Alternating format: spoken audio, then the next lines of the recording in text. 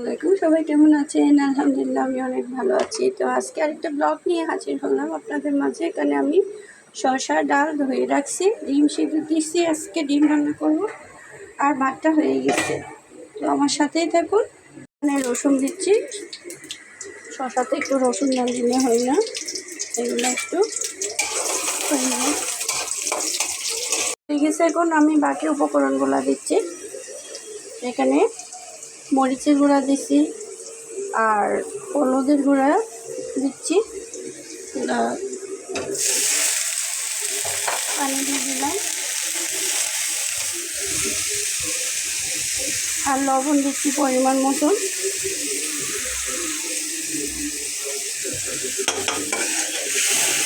তারা যদি বলে মাম্মি আমাকে একটু নুডলস বানাই দেন, তখন আমার মনটা এভাবে টকবক টকবক করে গরমে। এখানে মুসুর ডালটা দিয়ে দিচ্ছি আমি, এগুলো একটু সিদ্ধ হলে তারপর আমি শসাগুলো দেব। ডালটা একটু সিদ্ধ হয়ে আসছে, এখন আমি টমেটোগুলো দিয়ে দিচ্ছি আর শসাগুলো দিয়ে দিচ্ছি।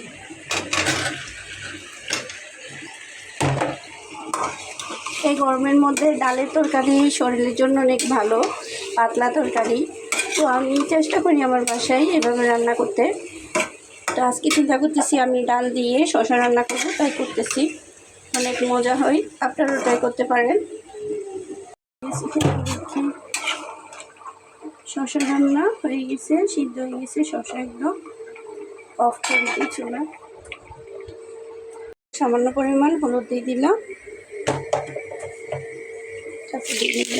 দিয়ে দিচ্ছি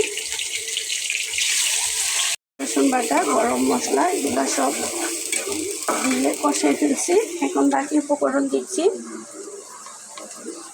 1 চামচ হলুদ আর 1 চামচ মরিচের গুঁড়া, 1.5 চামচ ধনিয়ার গুঁড়া আর পরিমাণ মতন লবণ।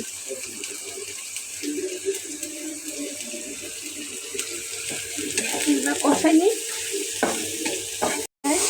এখন আমি হালকা ঝোল দেবো, বেশি ঝোল দেবো না আজকে, যেহেতু আমার শসা ঝোল করে রান্না করছি, ডিমের মধ্যে এত ঝোল দেবো না। আমি ডিমগুলা ভুনা করে রাখছি,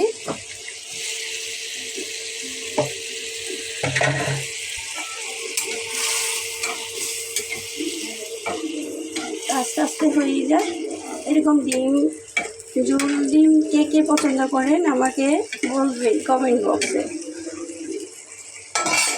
তো আমার আজকের ব্লগ এতটুকুই। সবাই আমার ভিডিওগুলো দেখবেন, শুধু শুধু লাইক কমেন্ট করবেন। সবাই ভালো থাকবেন, সুস্থ থাকবেন। ওকে, আল্লাহ হাফেজ।